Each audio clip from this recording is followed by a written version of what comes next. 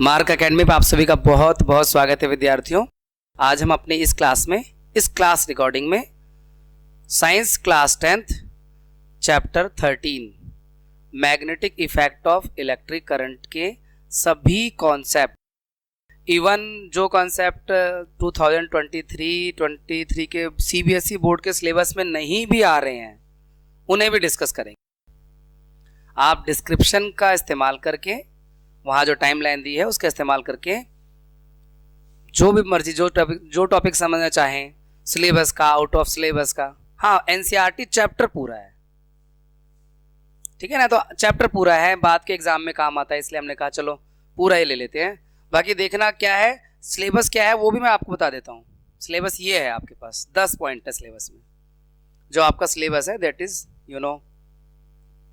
Magnetic effect of electric current में आपका magnetic field lines, field due to current carrying conductor, state conductor, circular loop, और ये solenoid, force on current carrying conductor, Fleming का left hand rule, direct current, AC current, DC current, frequency, advantage AC और DC का, domestic electric circuit के बारे में। Right hand rule भी है राइट हैंड थंब रूल, हाँ राइट हैंड थंब रूल। अच्छा ये कैसे छूट गया? ये ना एक्चुअल में force on current carrying conductor को जब हम टॉपिक को पढ़ेंगे ना उसी में आ जाएगा, इसीलिए मैंने इसमें नहीं लिखा होगा।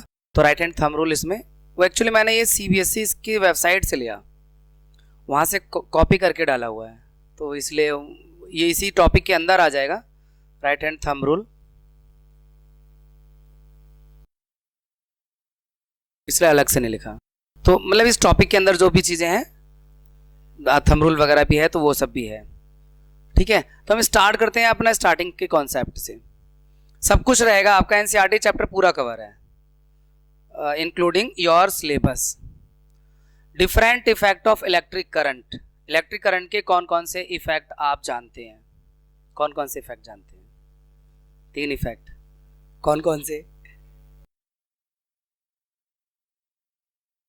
हीटिंग, हाँ। तो हम इलेक्ट्रिक करंट के 3 इफेक्ट जो स्टडी कर चुके हैं अब तक, या इस चैप्टर को मिला ले तो समझ लो कर रहे हैं। जैसे हीटिंग इफेक्ट, हीटिंग इफेक्ट तो हमने चैप्टर 12 में ही पढ़ा है, joules law of heating. Heating effect पर बेस्ड डिवाइस फ्यूज है ना, इलेक्ट्रिक बल्ब है, जितने भी हीटिंग डिवाइस हैं वो हीटिंग इफेक्ट पर बेस्ड है। उसके बाद केमिकल इफेक्ट, केमिस्ट्री में देखने को मिलता है जनरली, जैसे वाटर का इलेक्ट्रोलाइसिस करते हैं तो chemical effect of electric current है, वो वाटर को स्प्लिट कर देता है हाइड्रोजन और ऑक्सीजन में, तो केमिकल इफेक्ट हो गया। और मैग्नेटिक इफेक्ट जो हम इस चैप्टर में डिटेल में जानेंगे। मैग्नेटिक इफेक्ट का थोड़ा सा हमने प्रीवियस क्लासेस में 7th 8th में पढ़ा हुआ, जब भी इलेक्ट्रिसिटी का चैप्टर आया है। खासतौर पर आपको याद होगा electric bell, working of electric bell, उसमें वो इलेक्ट्रिक बेल जो होता है वो मैग्नेटिक हो जाता है, मैग्नेट, और वो जो उसका हैमर होता है वो उसको अट्रैक्ट करता है, तो वो कहीं ना कहीं ये magnetic effect of electric current पर बेस्ड डिवाइस है। और बहुत सारे डिवाइस हैं जिसमें भी मोटर लगी हुई है, मोटर और जनरेटर, जिस भी इलेक्ट्रिकल अप्लायंस में रोटेटिंग पार्ट है वो सब मैग्नेटिक इफेक्ट पर ही बेस समझो, क्योंकि घूमने के लिए मैग्नेटिक इफेक्ट काम करता है। तो मोटर का जितने भी डिवाइस में यूज हो रहा है, those are also based on magnetic effect of electric current, क्योंकि मोटर जो है वो मैग्नेटिक इफेक्ट पर बेस्ड डिवाइस है, ठीक है। हमारे चैप्टर की शुरुआत एक्टिविटी 13.1 से हो रही है, और ये जो एक्टिविटी 13.1 है इस चैप्टर का मेन कॉन्सेप्ट, स्टार्टिंग कॉन्सेप्ट दे देता है, और ये पूरे till the end of chapter चलता रहेगा। क्या है एक्टिविटी? फिगर देख लेते हैं और फिगर को एक्सप्लेन कर देते हैं। जैसे यहाँ पे जो सेटअप दिखाया हुआ है, एक सर्किट बनाया हुआ है, इलेक्ट्रिक सर्किट, जिसमें एक रजिस्टर लगा रखा है, ये रहा रजिस्टर, एमीटर करंट को देखने के लिए, बैटरी, स्विच, एक कॉपर का वायर, ये जो ब्लू कलर का है लॉन्ग स्ट्रेट कंडक्टर है जो कॉपर का मोटा वायर है, और इस वायर को पास किया गया है कार्डबोर्ड से। कार्डबोर्ड के अंदर छेद करके वायर को निकाला गया है। फिर कार्डबोर्ड को इसलिए रखा गया है क्योंकि कार्डबोर्ड के ऊपर कंपास नीडल को अलग अलग पोजीशन पे रखना पड़ेगा चेक करने के लिए। तो अब ये एक्टिविटी क्या कहती है, इस चैप्टर का पहला कॉन्सेप्ट बताती है कि जब किसी कंडक्टर से इलेक्ट्रिक करंट पास होता है तो कंडक्टर के अराउंड एक मैग्नेटिक फील्ड डेवलप होता है और उस मैग्नेटिक फील्ड को ये जो कंपास है, इसकी जो निडल है जो कि एक मैग्नेट होता है एक तरह से, उसके डिफ्लेक्शन से महसूस किया जा सकता है। क्योंकि एक मैग्नेट है, दूसरा भी मैग्नेट होगा तभी वो उसको डिफ्लेक्ट करेगा। या तो आयरन होगा, मैग्नेटिक थिंग होगा, आयरन वगैरह, वो मैग्नेट को खींच सकता है, या दूसरा कोई मैग्नेटिक फील्ड हो। तो ये जो कॉपर का वायर है जब थोड़ा सा मोटा इसलिए लिया गया है ताकि करंट अच्छा पास हो, रेजिस्टेंस कम हो जाए। तो उस करंट की वजह से इस वायर के अराउंड एक मैग्नेटिक फील्ड बनता है और उस मैग्नेटिक फील्ड को हम डिडक्ट कर सकते हैं कंपास की हेल्प से। कंपास निडल में डिफ्लेक्शन होता है जिसकी वजह से करंट जो है हमें मालूम चलता है कि करंट की वजह से मैग्नेटिक फील्ड बन रहा है। तो this is the basic concept of this chapter कि जब किसी कंडक्टर से करंट पास होता है तो कंडक्टर के अराउंड एक मैग्नेटिक फील्ड बनता है। इसी को हम magnetic effect of electric current कहते हैं। ठीक है, अभी हम कंपास नीडल और बाकी सारी बेसिक चीज़ों को भी हम डिस्कस करेंगे आपके साथ। अभी जैसे क्वेश्चन यहाँ पर है, what is electric effect of moving magnet. इससे पहले मैंने आपको बताया magnetic effect of electric current.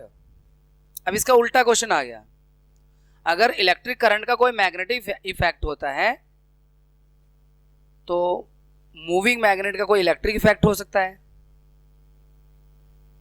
मतलब जब कंडक्टर में करंट फ्लो कर रहा है तो उसकी electric effect of moving magnet, यानी जब हमने अभी बताया कि किसी करंट का किसी कंडक्टर से जब करंट पास होता है तो उसके अराउंड एक मैग्नेटिक फील्ड बनता है। ये तो हो गया magnetic effect of electric current. इसका रिवर्स, इसका उल्टा, मूविंग मैग्नेट का इलेक्ट्रिक इफेक्ट, यानी कोई मैग्नेट अगर मूव करती है तो करंट डेवलप कर सकती है, उसकी वजह से करंट बन सकता है। मूविंग मैग्नेट की वजह से करंट बन सकता है। ये आपका हम जनरेटर में समझेंगे इस कॉन्सेप्ट को। एक्चुअल में मैग्नेट को मूव करा लो या कंडक्टर को मैग्नेट के पास मूव करा लो, हम इसको डिटेल में जानेंगे जनरेटर में, इलेक्ट्रोमैग्नेटिक इंडक्शन के टॉपिक में। ठीक है, तो here we have answer, moving magnet can produce electric current. Moving magnet electric current produce कर सकता है। जिस तरह से एक electric current magnetic effect create कर सकता है, उसका कन्वर्ज ये हुआ कि moving magnet electric current produce कर सकता है। अब इन शख्सियत के बारे में जान लेते हैं। हैंस क्रिश्चियन ऑर्स्टेड, इन्होंने क्या किया, इन्होंने भी अच्छा ही काम किया, तभी तो इनका डिस्कशन यहाँ पर है। देखो, Hans Christian Oersted, one of the leading scientist of 19th century, played a crucial role in understanding electromagnetism. इन्होंने इलेक्ट्रोमैग्नेटिज्म को समझने में इंपॉर्टेंट रोल प्ले किया। इन्होंने एक्सीडेंटली, जो हमने एक्टिविटी अभी आपसे डिस्कस की है 13.1 एक्टिविटी, एक्सीडेंटली इन्होंने उसी एक्टिविटी को ऑब्जर्व किया था। ये लिखा ना, he accidentally discovered that compass needle got deflected when electric current passed through a metallic wire placed nearby। यानी इलेक्ट्रिक करंट किसी मेटालिक वायर से पास हो रहा है तो नीडल डिफ्लेक्ट हो जाती है, ऐसा इन्होंने ऑब्जर्व किया, वो भी एक्सीडेंटली। साइंस में बहुत सारे इन्वेंशन डिस्कवरी एक्सीडेंटली हुई हैं। अब उन्होंने अपने ऑब्जर्वेशन से बताया कि इलेक्ट्रिसिटी एंड मैग्नेटिज्म जो है वो इंटर रिलेटेड यानी रिलेटेड फिनोमेना है, जो कि हमने अभी स्टार्टिंग में डिस्कस किया। करंट की वजह से मैग्नेटिक फील्ड और मैग्नेट की वजह से करंट तो इंटर रिलेटेड ही हो गए। और इनके रिसर्च की वजह से बाद में बहुत सारी टेक्नोलॉजीज आए जिनकी मदद से रेडियो, टेलीविज़न, फाइबर ऑप्टिक्स जैसी चीज़ों को बनाने में मदद मिली। अब इन्हीं के सम्मान में यूनिट ऑफ मैग्नेटिक फील्ड को ऑर्स्टेड रखा गया है इनके ऑनर में। तो ये था कुछ हैंस क्रिश्चियन ऑर्स्टेड के बारे में। आगे बढ़ते हैं, हम समझते हैं magnetic field and field lines क्या होती हैं। मैग्नेटिक फील्ड क्या होता है बच्चों, इससे पहले कंपास क्या है। कंपास क्या है? ये एक मैग्नेटिक डिवाइस है जिसके अंदर एक निडल होती है, जो वो फ्री जब स्टेट में होती है, यानी किसी मैग्नेट के पास नहीं है, केवल अर्थ के मैग्नेटिज्म पर है वो, तो उसके दो एंड होते हैं, नॉर्थ पोल और south pole. Compass needle in fact a small bar magnet. The end of compass needle point approximately toward north and south direction. ये नॉर्थ और साउथ डायरेक्शन में इंडिकेट करता है जब ये सिर्फ अर्थ के मैग्नेटिक इफेक्ट में है। टेबल पे रख दिया आपने कंपास नीडल को, अब उसकी सुई जो है एक नॉर्थ डायरेक्शन तरफ इंडिकेट करेगी, साउथ की तरफ, तो इसी से नॉर्थ पोल और साउथ पोल बन जाते हैं। नॉर्थ पोल क्या होता है? जो एंड नॉर्थ की तरफ इंडिकेट करेगा वो नॉर्थ पोल है, जो एंड साउथ की तरफ इंडिकेट करेगा वो साउथ पोल है। ठीक है, इसके अलावा हम लोग बहुत पहले से जानते हैं मैग्नेट के बारे में, दो मैग्नेट एक दूसरे को अट्रैक्ट भी करते हैं और एक दूसरे को रिपल्सन भी करते हैं, एक दूसरे को दूर भगाते भी हैं। तो उसका लॉजिक वही है, like poles of magnet repel each other, unlike poles attract each other.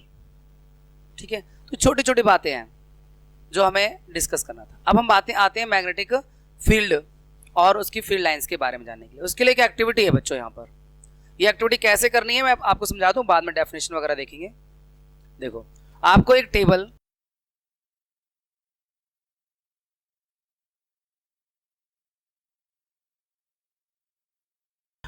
Table पर सपोज करो एक चार्ट पेपर बिछा दिया आपने और उसके बीच में बार मैग्नेट रखना है और सॉल्ट स्प्रिंकलर से, सॉल्ट स्प्रिंकलर जानते ही होंगे, तो सॉल्ट स्प्रिंकलर से उसके अराउंड आयरन फिलिंग को फैलाना है, स्प्रिंकल करना है। फिर उस टेबल पे हल्का सा थपथपाना है, हल्का सा टैप करना है उसे, उससे आयरन फिलिंग एक डेफिनेट पैटर्न में अरेंज हो जाती है उस मैग्नेट, बार मैग्नेट के अराउंड। तो जिस पैटर्न में अरेंज हो रही है वो पैटर्न उस बार मैग्नेट के अराउंड मैग्नेटिक फील्ड को दिखा रहा है, और मैग्नेटिक फील्ड जो है वो मैग्नेटिक फील्ड लाइंस के द्वारा रिप्रेजेंट होती है। तो यहां पर वही है, ये कुछ ऐसी लाइंस ही दिख रही हैं जो पोल्स के पास पास हैं और पोल से दूर जाने पे थोड़ा दूर है, पर एक डेफिनेट सा पैटर्न बन रहा है। तो ये जो डेफिनेट पैटर्न बन रहा है वो मैग्नेटिक फील्ड के अंदर ही बन रहा है, जिस और ये जो आयरन फीलिंग है मैग्नेटिक फील्ड लाइंस के अलोंग उन्होंने अपने आप को अरेंज कर लिया है उस मैग्नेटिक फील्ड के इफेक्ट की वजह से। तो यहां पर दो बातें हैं, एक मैग्नेटिक फील्ड और एक magnetic field lines. The region surrounding magnet in which force of magnet can be detected is said to have a magnetic field. यानी वो रीजन किसी मैग्नेट के चारों ओर जहां पर मैग्नेटिक इफेक्ट को महसूस किया जा सकता है, डिटेक्ट किया जा सकता है, उसे हम मैग्नेटिक फील्ड कहते हैं। और मैग्नेटिक फील्ड लाइंस क्या है? These are the lines which represent the direction of magnetic field around a magnet. These are the line, अब यहां जो लिखा हुआ वो आयरन फिलिंग एक्टिविटी के हिसाब से लिखा हुआ है। तो what are magnetic field lines? Magnetic field lines are the lines which shows the direction of magnetic field around a magnet. That can be bar magnet, that can be circular loop, that can be solenoid, that can be straight conductor. ठीक है, अभी इस activity के हिसाब से define ये बनता है, the line along which iron filling align themselves represent a magnetic field. यानी आयरन फिलिंग जो है ना, जिसके अलोंग अपने आप को अरेंज कर लेती हैं, वो मैग्नेटिक फील्ड लाइंस को ही दर्शा रहा है। तो magnetic field lines are the lines which shows the direction of magnetic field around a magnet. इसमें बार मैग्नेट है और आप बहुत सारे मैग्नेट के बारे में पढ़ेंगे। अब ये मैग्नेटिक फील्ड लाइंस को ड्रॉ कैसे करते हैं? मैग्नेटिक फील्ड लाइंस किसी बार मैग्नेट के अराउंड जो होगा वो कुछ इस तरह का होगा, ठीक है, जो आपके टेक्स्ट बुक में दिया हुआ है। पर उसके लिए एक एक्टिविटी भी कर रखी है, एक्टिविटी का डिस्कशन यहाँ पर है। ये आपके पास एक बार मैग्नेट है बच्चों, ये इसका नॉर्थ पोल है, ये इसका साउथ पोल है, और एक कंपास लेते हैं हम और उसको नॉर्थ पोल के पास रखते हैं। तो जब कंपास को मान लो यहाँ रखा हुआ है नॉर्थ पोल के पास, तो ये बहुत ऑब्वियस सी बात है कि उस कंपास का जो साउथ पोल है नॉर्थ की तरफ आएगा, क्योंकि अट्रैक्शन होता है अनलाइक पोल्स का। और नॉर्थ पोल कुछ इस तरफ होगा, अवे फ्रॉम दिस मैग्नेट होगा। तो हम जब नॉर्थ पोल को जिधर भी इंडिकेट कर रहा है वहां पर एक डॉट करके या कोई मार्क लगाकर फिर हम अपने कंपास नीडल को उसके ऊपर रखेंगे। फिर दोबारा से नॉर्थ पोल, सपोज करो यहाँ पे आपने इंडिकेट रखा था तो वो नॉर्थ पोल अब इधर दिखा रहा है, शो कर रहा है। तो ये एक्टिविटी अगर हम करते जाएंगे ना तो लास्ट में कंपास नीडल कुछ की पोजीशन कुछ ऐसी हो रही है, हर बार नॉर्थ पोल ऐसे जा रहा है, ये नॉर्थ पोल ऐसे इंडिकेट कर रहा है। तो हम नॉर्थ पोल के अलोंग ही चलते जाएंगे, कंपास नीडल को रखते जाएंगे। जहाँ जहाँ पे नॉर्थ पोल इंडिकेट करेगा उसी डायरेक्शन में हम इसको बढ़ाते जाएंगे और आगे रखते जाएंगे कंपास नीडल को। तो लास्ट में सिचुएशन ऐसी आएगी कि वो घूम के वापस आ गया साउथ पोल पर। इससे मतलब ये पता चलता है कि जो मैग्नेटिक फील्ड लाइंस है बार मैग्नेट के अराउंड, वो नॉर्थ पोल से एमर्ज हो रही हैं, साउथ पोल में जाके मर्ज हो रही हैं और एक क्लोज्ड कर्व बना रही हैं। तो वी हैव टू अंडरस्टैंड कि magnetic field lines bar magnet के अराउंड कैसे होती है। Let me draw those magnetic field lines. देखो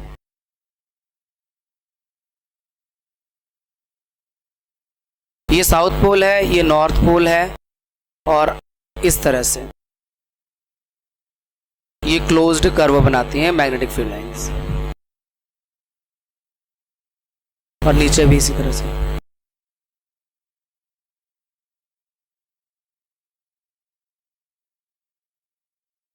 इस तरह से ऊपर भी और नीचे भी। ये किसी बार मैग्नेट के अराउंड जो मैग्नेटिक फील्ड लाइंस का जो पैटर्न होता है वो इस तरह से ड्रॉ किया जाता है। साउथ पोल नॉर्थ पोल से निकल रही है और साउथ पोल में जाके मर्ज हो रही है। ठीक है, तो ये ड्रॉ करना आपको आना चाहिए, magnetic field around a bar magnet. तो ये तो था हमने जो डिस्कस किया magnetic field around a bar magnet. ठीक है, अब आगे बढ़ते हैं। ये जो मैग्नेटिक फील्ड बन रहा है इसकी प्रॉपर्टीज डिस्कस कर लेते हैं, क्या क्या प्रॉपर्टीज होती है। जैसे हमने अभी देखा था डायग्राम में कि जो मैग्नेटिक लाइंस है, मैग्नेटिक फील्ड लाइंस, वो नॉर्थ पोल से एमर्ज होती है, साउथ पोल मर्ज होती है, ये हमने देखा था। तो यहाँ लिखा magnetic field is quantity that has both direction. हाँ ठीक है, मैग्नेटिक फील्ड एक ऐसा फिजिकल क्वांटिटी है जिसकी मैग्नीट्यूड भी होता है और डायरेक्शन भी होता है। ठीक है, डायरेक्शन हम जान नहीं रहे हैं। मैग्नेटिक फील्ड लाइंस जो है वो field is taken to the direction in which the north pole of compass needle moves inside it. यानी मैग्नेटिक फील्ड मैग्नेट के अंदर तो साउथ से नॉर्थ डायरेक्शन में होता है मैग्नेटिक फील्ड लाइंस, और मैग्नेट के बाहर नॉर्थ से साउथ डायरेक्शन में होता है, क्योंकि कंपास नीडल ऐसे ही मूव करके गई थी। और तीसरा पॉइंट बता दिया है। और चौथा पॉइंट, ये लाइन जो होती है मैग्नेटिक फील्ड लाइन से क्लोज्ड कर्व बनाती है, वो भी हमने देख लिया। पांचवा, इनकी जो मैग्नेटिक फील्ड की स्ट्रेंथ होती है वो नजर आती है कितनी पास पास है मैग्नेटिक फील्ड लाइंस और या दूर दूर है। अगर पास पास हैं वो स्ट्रॉन्ग मैग्नेटिक फील्ड को रिप्रेजेंट करते हैं, जो कि पोल्स के पास होती हैं, पास पास। फिगर में देखो यहाँ पे पास पास हैं, ज्यादा ही पास पास आयरन फीलिंग्स हैं, और अगले वाले फिगर में भी यहाँ पे मैग्नेटिक लाइंस पोल्स पर बिल्कुल पास पास हैं। यानी जितनी ज्यादा close and crowded magnetic field lines होंगी वो स्ट्रॉन्ग मैग्नेटिक फील्ड को इंडिकेट कर।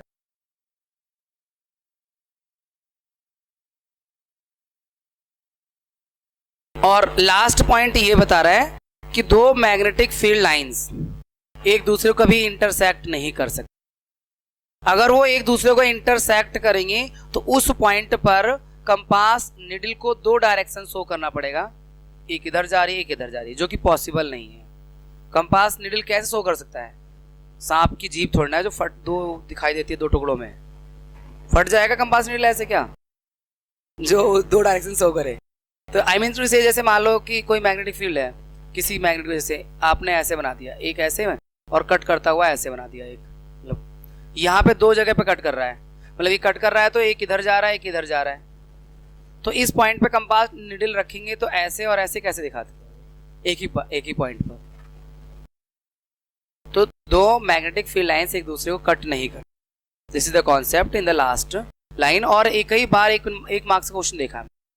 देखो, no two field lines are found to cross each other, if they did it would mean that at the point of intersection the compass needle would point toward two direction which is not possible. जहाँ पे वो line cut करेंगे वहाँ पे compass needle दो direction show करना चाहिए, पर एक निडल दो डायरेक्शन कैसे शो करेगी?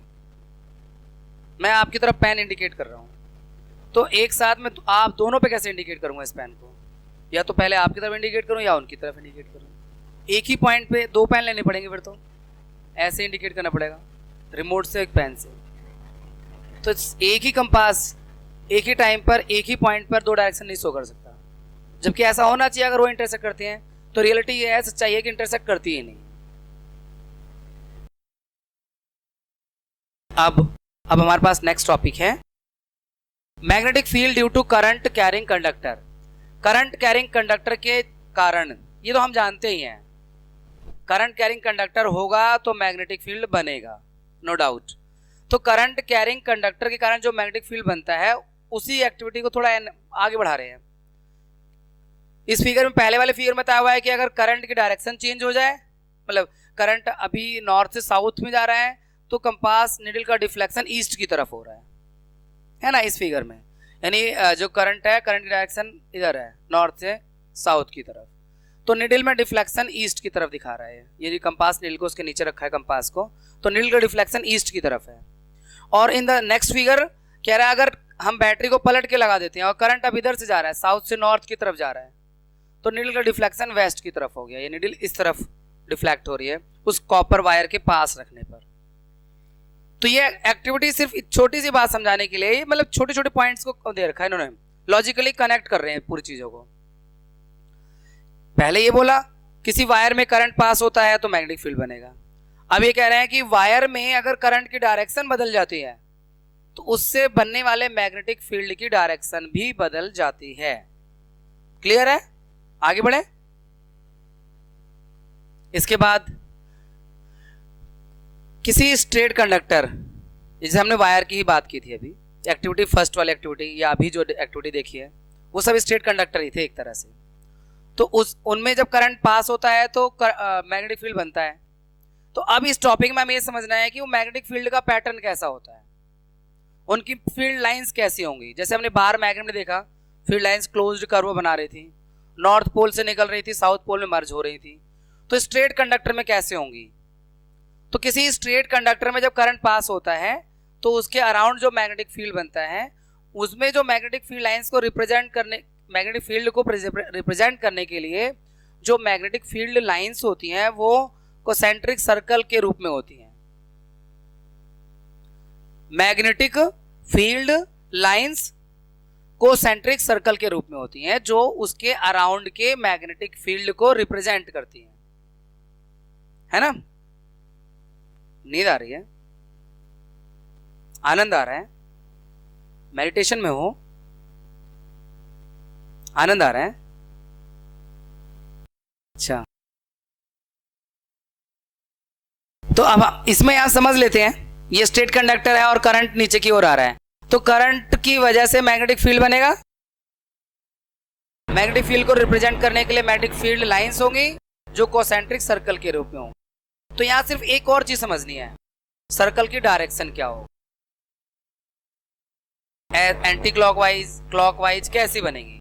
इसके लिए राइट हैंड थंब रूल है,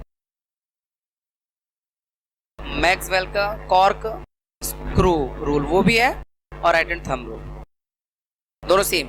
तो जैसे यहां फिगर में दे रखा है वो तो छोड़ो, मैं यहां आपको अलग से ड्रॉ करके बता दूं। यहाँ पे करंट मान लो ऐसे नीचे से ऊपर जा रहा है, उसमें ऊपर से नीचे आ रहा है, तो हमें जो मैग्नेटिक फील्ड लाइंस यहाँ होंगी वो कोसेंट्रिक सर्कल के रूप में होंगी। तो अब देखो, हमें करना क्या है, वायर को कुछ इस तरह से होल्ड करना है। कल्पना करनी है कि हमने वायर को ऐसे होल्ड कर रखा है कि जो हमारा थंब है वो करंट की दिशा बता रहा है।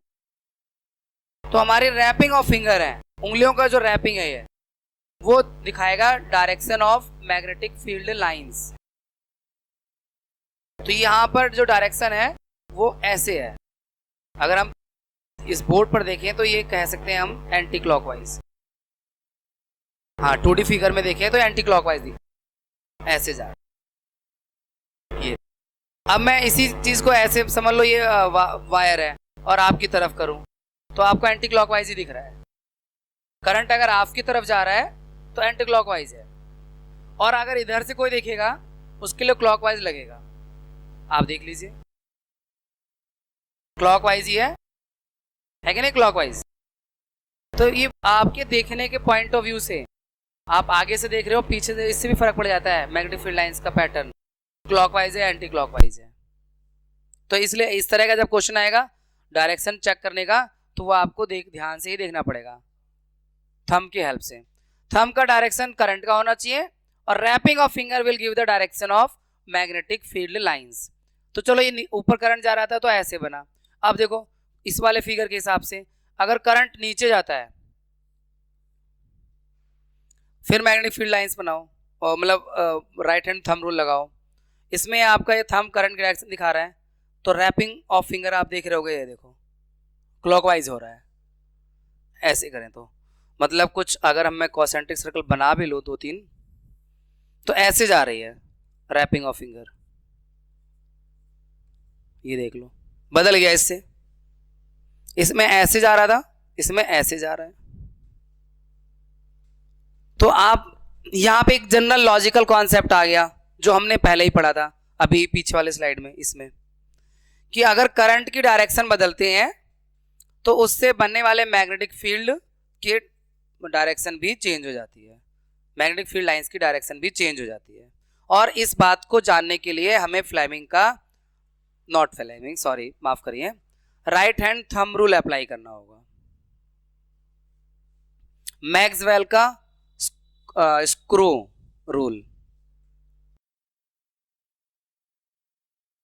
अब इसी का एक एक्टिविटी बेस दे रखा आपको आयरन फिलिंग वाला, कि कार्डबोर्ड पर आपने एक स्ट्रेट कंडक्टर को पास करवाया और उसके अराउंड आयरन फिलिंग को स्प्रिंकल कर दिया, और फिर जब उसमें करंट पास हुआ तो आयरन फिलिंग कुछ इस डेफिनेट पैटर्न में अरेंज हो गई। उसी का एक क्लोज अप फिगर है, पास से लिया गया फिगर है, और इसी चीज को हमने यहाँ लाइंस के जरिए समझाया है।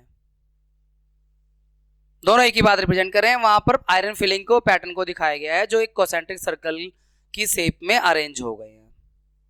ठीक है, तो ये हुआ pattern of magnetic field through a straight conductor when the current is passing through a straight conductor. अब इसकी कुछ कॉन्सेप्ट छोटी छोटी बातें रहेंगी, बहुत लॉजिकल बातें होंगी, आपको ऐसा नहीं लगेगा कि बहुत नई चीज बता रहे हैं। चीजें ऐसे बार बार रिवाइज होती रहती हैं। जैसे जो मैग्नेटिक फील्ड होते हैं वो उससे डिस्टेंस अगर बढ़ाओगे, दूर जाओगे, तो वो उसका जो इंटेंसिटी है या उसका असर है कम हो जाएगा। बहुत लॉजिकल कॉन्सेप्ट है। Magnetic field produce at given point increase as a current. अच्छा, इसमें करंट वाली बात दे रखी है कि अगर उस कंडक्टर से करंट बढ़ाओगे आप तो उससे बनने वाला मैग्नेटिक फील्ड का स्ट्रेंथ बढ़ जाएगा, यानी एरिया बढ़ जाएगा। करंट बढ़ाओगे तो मैग्नेटिक फील्ड की स्ट्रेंथ बढ़ जाएगी, दायरा बढ़ जाएगा उसका। ठीक है, और दूसरा वो जो करंट है, मैग्नेटिक फील्ड जो है वो डिस्टेंस को, ये जो है मैग्नेटिक फील्ड जो है वो डिक्रीज हो जाता है अगर डिस्टेंस इंक्रीज कर दें। सीधी सी बात है, अगर हम यहां पर इस एक्टिविटी में कंपास नीडल को पास में रखेंगे तो ज्यादा डिफ्लेक्शन होगा, दूर रखेंगे तो कम होगा, और दूर रखेंगे और कम होगा, लास्ट में बिल्कुल ही नहीं होगा दूर अगर बढ़ाते जाएं। तो ये बहुत लॉजिकल बातें हो रही है जहां पर जो हम डिस्कस कर रहे हैं। पहले वाले पॉइंट में बताया कि करंट बढ़ाने से मैग्नेटिक फील्ड बढ़ जाता है, दूसरे वाले में बताया कि डिस्टेंस बढ़ाने से मैग्नेटिक फील्ड का स्ट्रेंथ डिक्रीज हो जाता है, कम हो जाता है। फिर तीसरे वाले में ये जो मैग्नेटिक फील्ड लाइंस होती हैं कोसेंट्रिक सर्कल के रूप में होती हैं, जो कि वायर से दूर जाने पे सर्कल बड़ा हो जाता है, बड़ा होता चला जाता है। अब इन सभी बातों को जानने के लिए राइट हैंड थंब रूल है। राइट हैंड थंब रूल मैं आपको एक्सप्लेन कर चुका हूं क्या है right hand thumb rule. If we hold a straight conductor in our right hand such that the thumb indicate the direction of current, then wrapping of finger will give the direction of magnetic field lines around the conductor। ये यहाँ पे आपको text में शायद मिल जाएगा, this is written here. ठीक है, Imagine that you are holding a current carrying conductor in your right hand such that the thumb point toward the direction of current, then your finger will wrap around the conductor in direction of field lines of the magnetic field. और ये right hand thumb rule कहा जाता है. Next, अब हमारे पास topic है magnetic field due to current through a circular loop. Straight conductor समझ लिया, बार मैग्नेट समझ लिया, अब सर्कुलर लूप पर आ गए. अगर किसी सर्कुलर लूप से करंट पास होगा तो मैग्नेटिक फील्ड बनेगा, नो डाउट. तो मैग्नेटिक फील्ड का पैटर्न कैसा होगा वो समझना है, यहां पर उसकी डायरेक्शन को समझना है, यहां पर कुछ और उससे रिलेटेड थिंग्स समझनी है लॉजिकली जो डेवलप हो जाती है. तो हम बात करते हैं एक सर्कुलर लूप की. आप इस डायग्राम को आपके रेफरेंस के लिए दे रखा है.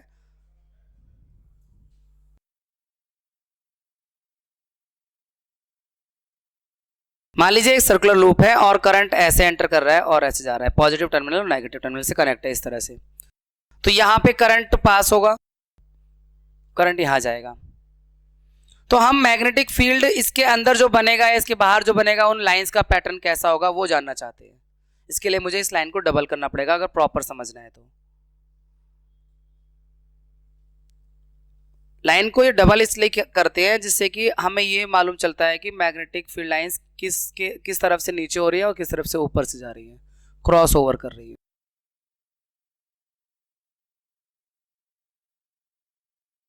देखिए, अब जब करंट इधर जा रहा है तो इसके लिए भी हमें राइट हैंड थंब रूल ही अप्लाई करना है.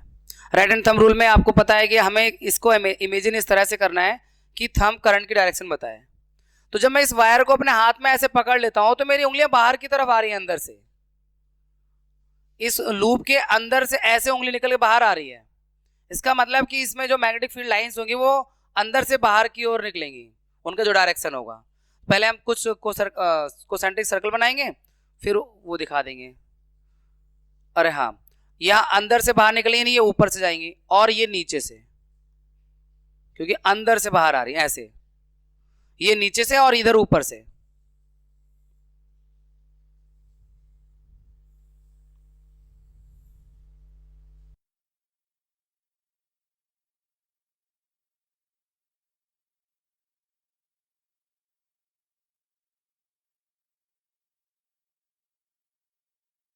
अब एरो लगाने हैं आपको. ये अंदर से ऐसे निकल रही हैं, ऐसे बाहर आ रही हैं और फिर ये अंदर नीचे की ओर से जा रही हैं वायर की. कुछ इस तरह का पैटर्न है.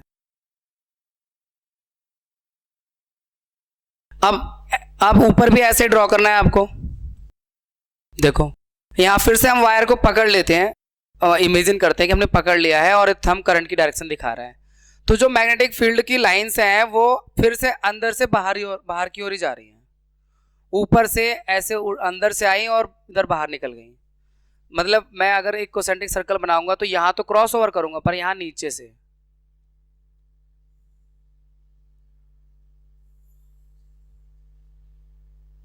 हाँ, बाहर से अंदर, अंदर से बाहर जा रही है.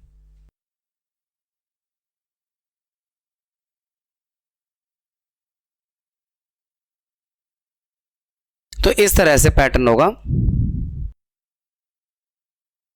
ये नीचे से आ रही है और ये ऊपर की तरफ जा रही है और बीच में जो मैग्नेटिक फील्ड लाइंस होती हैं वो ऐसा लगता है कोई स्ट्रेट लाइन है.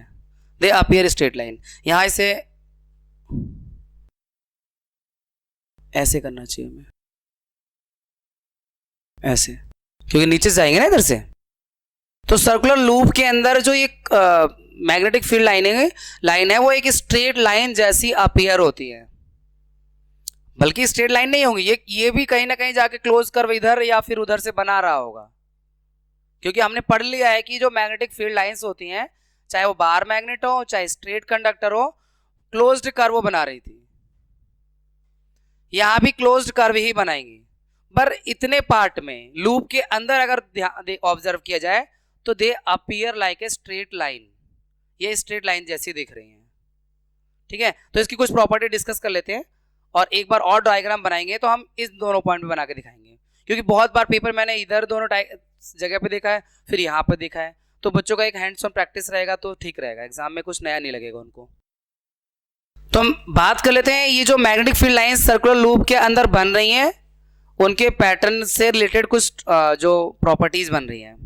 जैसे मैं यहाँ इस डायग्राम को अगर देखकर बताऊं तो लूप के अंदर जो लाइंस हैं सेम डायरेक्शन में है। पहली बात ये हो गई, चाहे करंट की डायरेक्शन यहाँ नीचे की तरफ करंट डायरेक्शन लेफ्ट से राइट है, ऊपर राइट से लेफ्ट है, लेकिन मैग्नेटिक फील्ड लाइंस एक ही डायरेक्शन में है ना। पहली प्रॉपर्टी ये हो गई। बाहर सेम डायरेक्शन में है, बाहर इधर जा रही है मैग्नेटिक फील्ड लाइंस राइट की तरफ, ऊपर की तरफ। मतलब सर्कुलर लूप के बाहर मैग्नेटिक फील्ड लाइंस की डायरेक्शन सेम है, अंदर भी सेम है। एक प्रॉपर्टी ये हो गई।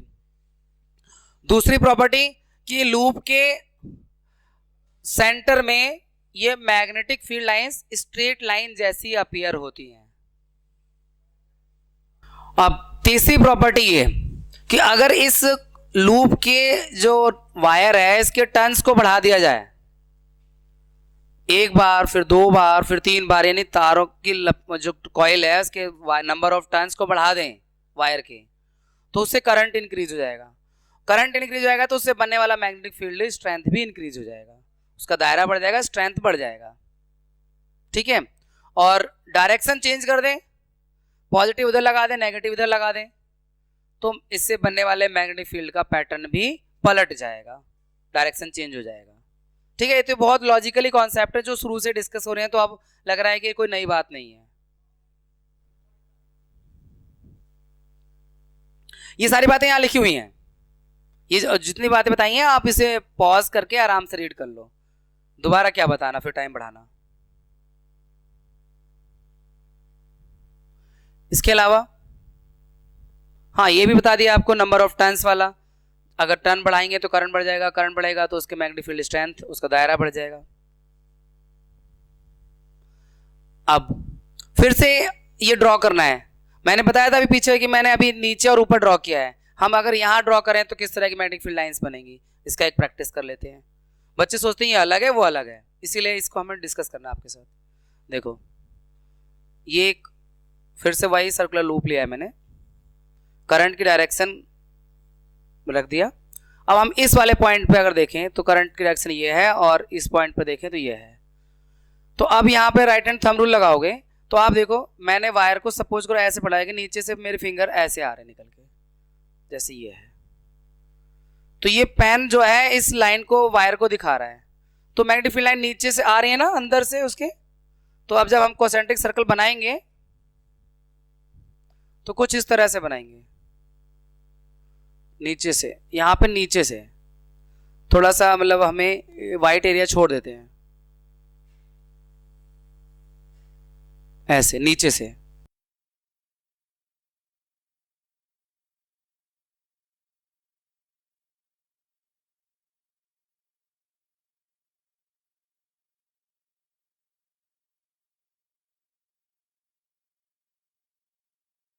तो ये कुछ पैटर्न इस तरह का होगा, यही होगा ना मैग्नेटिक फील्ड लाइंस का पैटर्न। वायर के नीचे से आ रही है इसलिए मैंने यहाँ पे इसको क्रॉस ओवर नहीं किया, मतलब नीचे से जा रही है, यहाँ ऊपर से जा रही है इसलिए क्रॉस ओवर कर दिया व्हाइट लाइन के ऊपर येलो लाइन।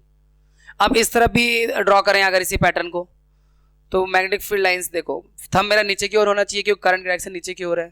तो ये जो है कुछ इस तरह का पैटर्न है कि मतलब आपका ये मैग्नेटिक फील्ड लाइंस यहाँ ऐसे ऐसे, यहाँ नीचे से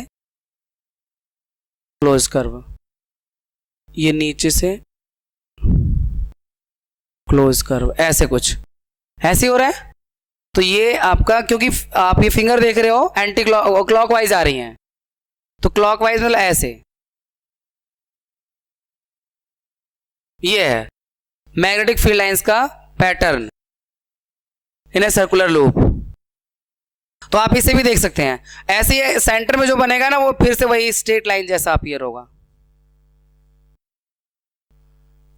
सेंटर में जो मैग्नेटिक फील्ड लाइंस होंगी वो स्ट्रेट लाइन जैसी अपीयर होंगी।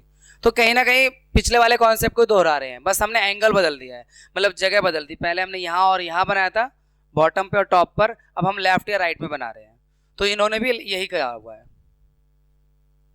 ठीक है। तो ये सर्कुलर लूप, मतलब इस डायग्राम को समझना बहुत इंपॉर्टेंट है, इसका प्रैक्टिस करना बहुत इंपॉर्टेंट है। बच्चे बहुत कंफ्यूज होते हैं क्योंकि डायग्राम एक्चुअली 3D में होता है, हम बोर्ड पे बना रहे हैं, हम पेज पर बना रहे हैं, वो 2D है। तो जब तक कॉन्सेप्ट एकदम क्लियर नहीं होगा आपको पेज पर बनाने में दिक्कत आती है। ठीक है, चलो आगे मूव करते हैं। अब नया टॉपिक आ गया सोलेनॉइड। सोलेनॉइड क्या होता है? सोलेनॉइड आपको अगर साधारण भाषा में बोलें, सिंपल लैंग्वेज में बोलें, तो एक ऐसा कॉइल है जो सिलेंडर की शेप में होता है, कॉपर वायर से बना होता है, इंसुलेटेड कॉपर वायर से बना होता है। जैसे हमारे कुछ पेन आते हैं स्प्रिंग वाले, तो उसके अंदर जो स्प्रिंग होती है वो सोलेनॉइड का शेप समझ सकते हो।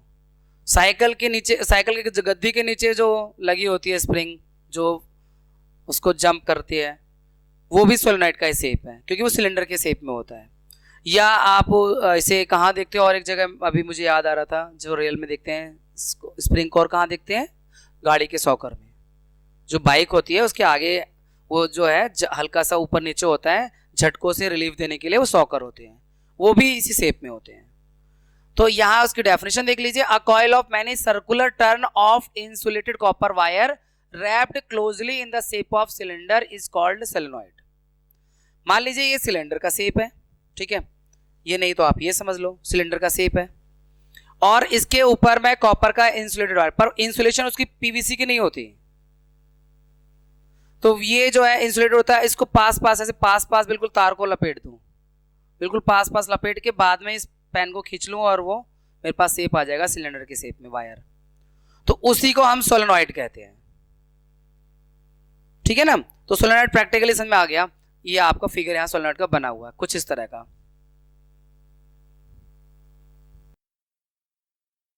अब इस सोलेनॉइड की जो है हम एक बैटरी से अगर हम कनेक्ट कर दें और स्विच ऑन करके जब इसमें करंट पास होगा तो फिर से मैग्नेटिक फील्ड बनेगा। इस चैप्टर का स्टार्टिंग का कॉन्सेप्ट है। तो जब इससे करंट पास होगा मैग्नेटिक फील्ड बनेगा। तो मैग्नेटिक फील्ड का पैटर्न क्या होगा? इस बार बहुत आसान है। सर्कुलर लूप में तो थोड़ा मेहनत करनी थी सर्कुलर लूप वाले कॉन्सेप्ट को समझने में, इसमें ज्यादा मेहनत नहीं करनी है आपको। बार मैग्नेट आपने सीख ही लिया है, वहां बिल्कुल उसी के जैसा पैटर्न होता है। जब करंट यहां से आएगा ये एक तरह से साउथ पोल जैसा एक्ट करने लगता है, इधर वाला नॉर्थ पोल जैसा। तो बार मैग्नेट में हमने देखा था जो मैग्नेटिक फील्ड लाइंस का पैटर्न था कुछ इस तरह से था, क्लोज्ड कर्व ऐसे। तो यहां पर इस तरह से मैग्नेटिक फील्ड लाइंस निकलेंगी और इधर आके मर्ज हो जाएंगी। तो ये सोलेनॉइड के अराउंड जो मैग्नेटिक फील्ड लाइंस होती हैं उसका पैटर्न यहां पे समझना था। सोलेनॉइड क्या है, इसके जब करंट पास होता है इसमें से तो जो मैग्नेटिक फील्ड लाइंस बनती हैं उनका पैटर्न कैसा होता है। ठीक है, फिर हम सोलेनॉइड पढ़ क्यों रहे हैं? क्योंकि सोलेनॉइड का एक बहुत अच्छा एप्लीकेशन है इलेक्ट्रोमैग्नेट बनाने का। एग्जाम्पलर में भी मैंने एक क्वेश्चन देखा हुआ है जो मैं आपको बता रहा हूं कि सोलेनॉइड आपको कई पता, ये ऐसे पूछ लेते हैं क्वेश्चन में कि कोई फिगर दे दिया, सोलेनॉइड है या नहीं, ये नहीं बोलेंगे, वो कहेंगे एक वहां पे एक यूनिफॉर्म स्ट्रॉन्ग मैग्नेटिक फील्ड बन रहा है। तो ये स्ट्रॉन्ग यूनिफॉर्म मैग्नेटिक फील्ड कहाँ बन रहा है, कहाँ बनता है? सोलेनॉइड में, क्योंकि सोलेनॉइड के अंदर जो मैग्नेटिक फील्ड लाइंस होती हैं ये पैरेलल होती हैं और इसलिए ये एक स्ट्रॉन्ग मैग्नेटिक फील्ड बनाती हैं, यूनिफॉर्म स्ट्रॉन्ग मैग्नेटिक फील्ड बनाती हैं। और इसका अच्छा यूज हो जाता है इलेक्ट्रोमैग्नेट बनाने में। सॉफ्ट आयरन को इलेक्ट्रोमैग्नेट बनाने में इस स्ट्रॉन्ग मैग्नेटिक फील्ड को इस्तेमाल कर लिया जाता है। ठीक है ना, तो ये बहुत अच्छा एप्लीकेशन है सोलेनॉइड का। तो सोलेनॉइड क्या है ये क्लियर है, इसके अराउंड जो मैग्नेटिक फील्ड बनता है वो भी क्लियर है, और इसका एक एप्लीकेशन बताया इलेक्ट्रोमैग्नेट बनाने का, दैट इज ऑल्सो क्लियर। ठीक है, सॉफ्ट आयरन का। Let's move on. ये वही बातें जो मैंने आपको समझा दी है वो सारी चीजें डिस्कस कर रखी हैं। आप चाहें तो वीडियो को पॉज करके रीड कर लें। ठीक है, इसमें जो है एक ये साउथ पोल, जिधर से करंट एंटर कर रहा है वो साउथ पोल मानना आप, जिधर से करंट बाहर आ रहा है वो नॉर्थ पोल। या आप कहते हैं जिधर से मैग्नेटिक फील्ड लाइंस एंटर कर रही है वो साउथ पोल है, जिधर से बाहर जा रही है वो नॉर्थ पोल है। ठीक है, अब अगला टॉपिक है magnetic field due to current in a solenoid. ये तो कर लिया, वही एप्लीकेशन दिया हुआ है सोलेनॉइड का कि सोलेनॉइड जो है इसके अंदर ये सॉफ्ट आयरन को रखकर इसे हम एक स्ट्रॉन्ग मतलब इलेक्ट्रोमैग्नेट बना सकते हैं स्ट्रॉन्ग मैग्नेटिक फील्ड की वजह से। Now we have next topic. ये नया टॉपिक है। शुरुआत में हमने पढ़ा, पहली एक्टिविटी में देखा कि जब किसी कंडक्टर से करंट पास हो रहा है उसके अराउंड एक मैग्नेटिक फील्ड बन रहा है, उस मैग्नेटिक फील्ड की वजह से कंपास निडल पर एक फोर्स लगता है और वो डिफ्लेक्ट हो जाती है। तो ये एक फ्रेंच साइंटिस्ट हैं एंड्री मैरी एम्पियर, उन्होंने कहा कि अगर करंट कैरिंग कंडक्टर की वजह से मैग्नेट पे फोर्स लगता है तो इसका उल्टा भी होना चाहिए, मैग्नेट की वजह से करंट कैरिंग कंडक्टर पर भी फोर्स लगना चाहिए, क्योंकि करंट कैरिंग कंडक्टर भी एक मैग्नेट होता है और कंपास निडल भी एक मैग्नेट है। अगर दो मैग्नेट एक दूसरे के टच में आएंगे, एक दूसरे के संपर्क में आएंगे, तो उनमें अट्रैक्शन या रिपल्सन, तो जो एंड्रे मैरी एम्पियर है जो फ्रेंच साइंटिस्ट है, इनकी बात बिल्कुल सही है कि जब करंट कैरिंग कंडक्टर मैग्नेट पे फोर्स लगा सकता है, कंपास निडल फोर्स लगा सकता है, तो कोई मैग्नेट करंट कैरिंग कंडक्टर पे भी फोर्स लगाएगा, क्योंकि दोनों ही एक तरह से मैग्नेट होते हैं और दो मैग्नेट एक दूसरे को या तो अट्रैक्ट करेंगे या रिपल्सन करेंगे।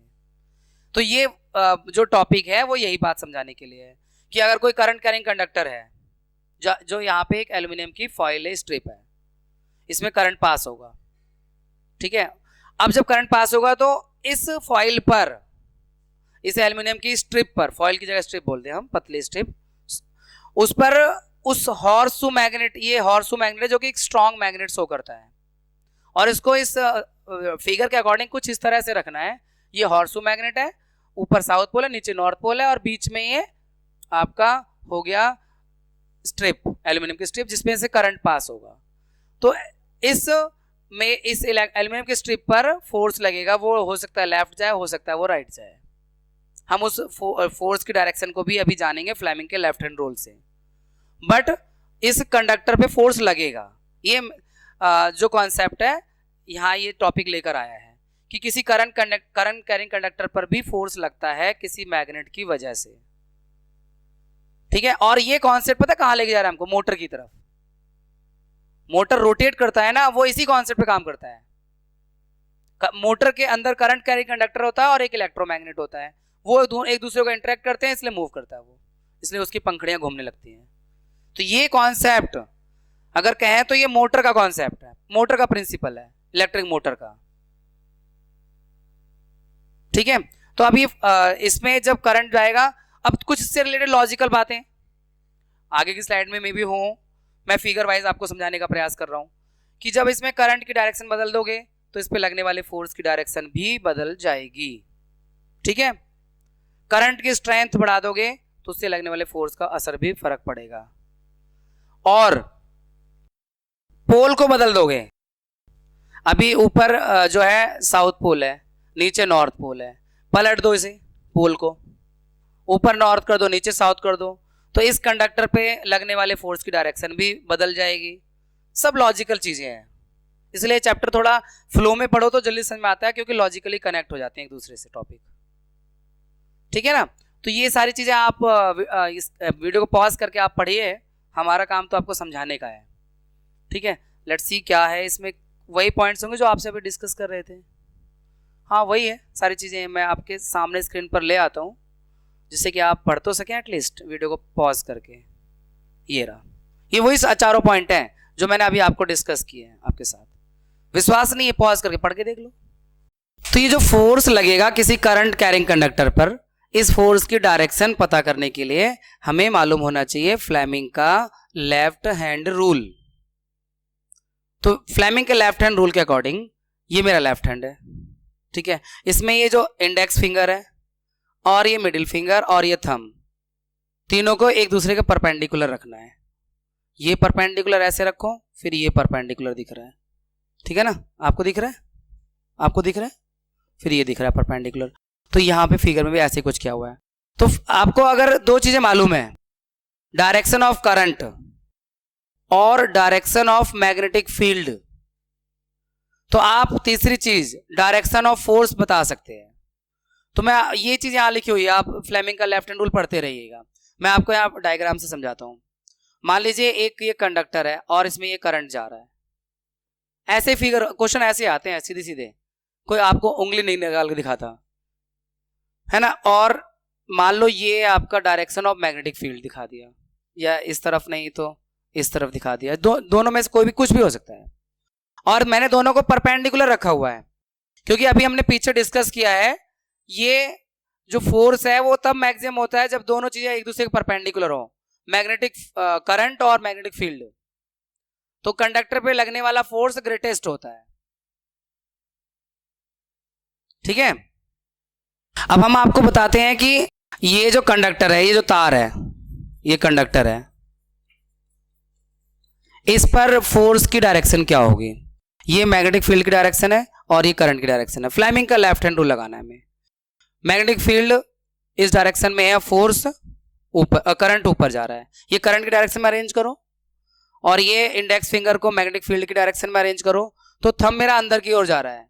यानी इस तार पर, इस कंडक्टर पे जो फोर्स लगेगा वो बोर्ड के अंदर की तरफ लगेगा, दीवार के अंदर की तरफ लगेगा। और अगर इसका अपोजिट कर दें, करंट की डायरेक्शन चेंज कर दें,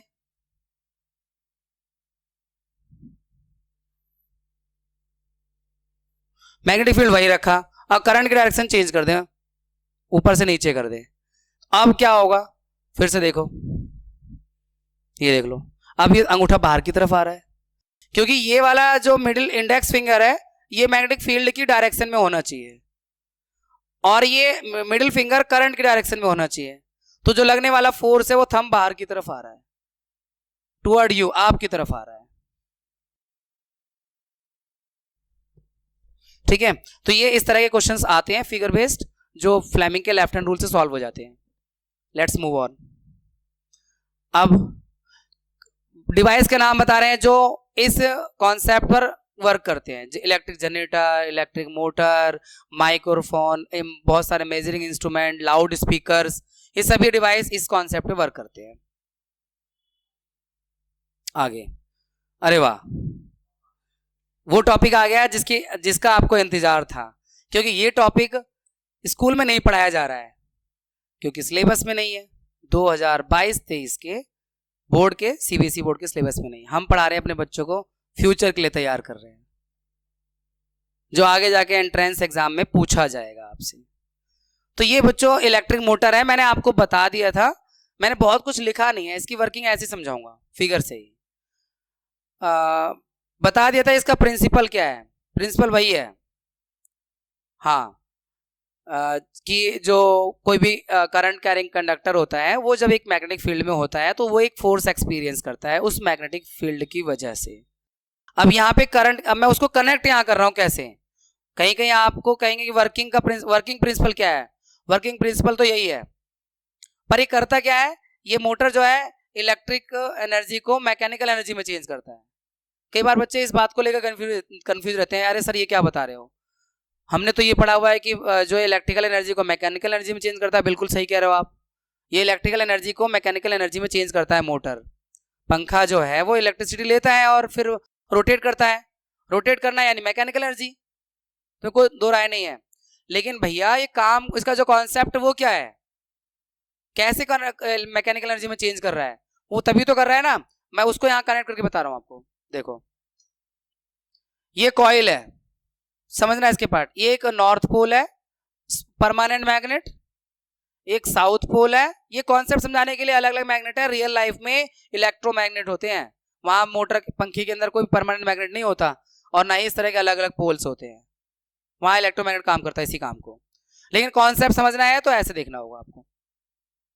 अब ये कॉइल है ABCD, और कॉइल ABCD तार, मोटर के अंदर भी कॉइल होती है, तार को पास पास लपेट के कॉइल बना देते हैं, इंसुलेटेड कॉपर वायर। तो ये कॉइल ABCD है,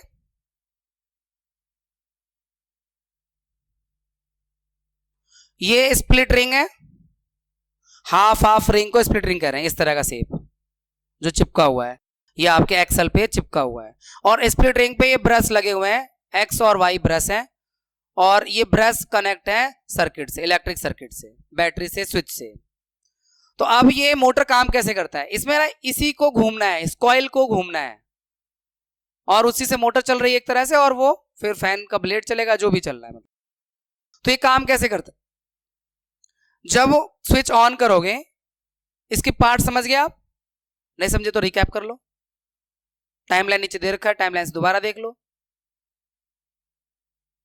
तो जब हम स्विच को ऑन करते हैं और करंट इधर से जाएगा ऐसे, और इस सर्किट में कॉइल के अंदर यहां एंटर कर जाएगा करंट, ठीक है, और फिर ये ऐसे करंट इधर आएगा, कॉइल के अंदर करंट आएगा, इसके अराउंड क्या है, इसके चारों, इसके कॉइल के आसपास क्या है, एक स्ट्रॉन्ग मैग्नेटिक फील्ड है, और कॉइल में करंट जा रहा है। तो पीछे मैंने कॉन्सेप्ट क्या बताया था कि किसी करंट कैरिंग कंडक्टर पे मैग्नेट की वजह से भी फोर्स लगता है ना। तो इस पे फोर्स लगना चाहिए, और फोर्स की डायरेक्शन के लिए फ्लेमिंग का लेफ्ट हैंड रूल है।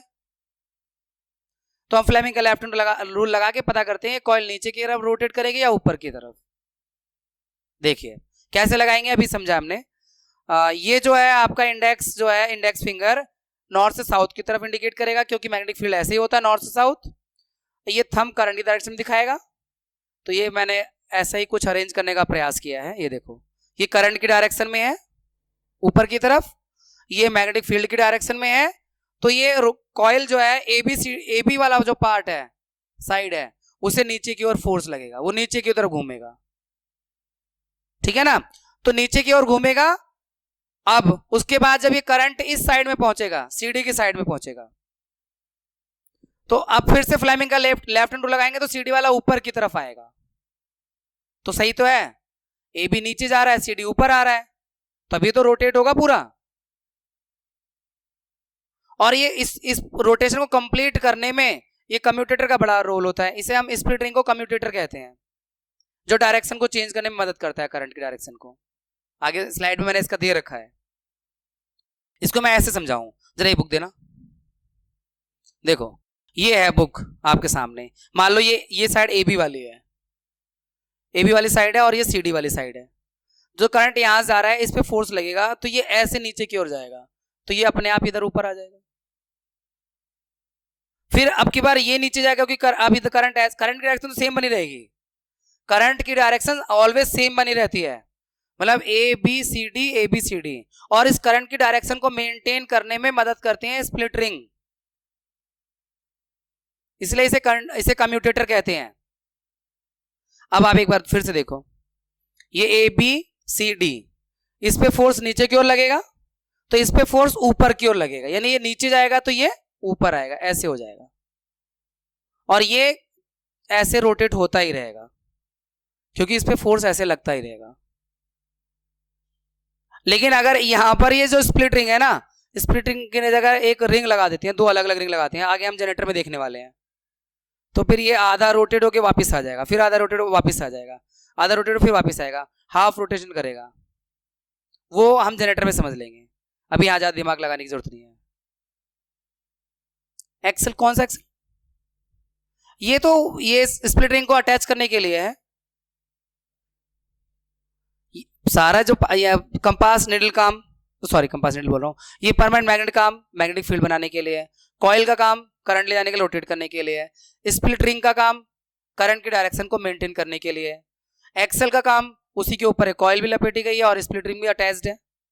और ये स्प्लिट रिंग अंदर से इंसुलेटेड होता है, अंदर से इसमें इंसुलेशन होती है, नहीं तो करंट फैल जाएगा, इस एक्सल में करंट आ जाएगा, फिर वो मान लो पंखा है तो पंखे की बॉडी में करंट आ जाएगा।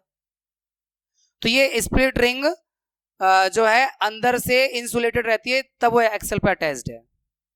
और स्प्लिट रिंग जो है फ्री टू मूव है, split ring free to move. ये वाला स्प्लिट आधे चक्कर बाद इधर आता है, और इधर वाला नीचे से उठ के उधर चला जाता है। लेकिन जो ये ब्रश एक्स वाई है, ये फिक्स है। जो भी स्प्लिट रिंग इधर रहेगा, स्प्लिट रिंग पी इधर रहेगा, तो ब्रश पी उसके ब्रश एक्स उसके साथ अटैच रहेगा, जुड़ा रहेगा, चिपका रहेगा, क्योंकि ब्रश ना ये करंट की सप्लाई दे रहे हैं। इसमें सर्किट से जो करंट जा रहा है वो ब्रश ये रहा पॉजिटिव साइड से, ब्रश एक्स से फिर ऐसे होता हुआ ब्रश वाई से होता हुआ सर्किट पूरा हो रहा है। तो ब्रश जो है लगे हुए हैं, ब्रश एक्स और ब्रश वाई, वो फिक्स है। केवल इधर वाले स्प्लिट रिंग रोटेट होकर इधर आ जाती है, इधर वाले रोटेट इधर चली जाती है। वो स्प्लिट रिंग रोटेट हो रही है, ब्रश फिक्स है।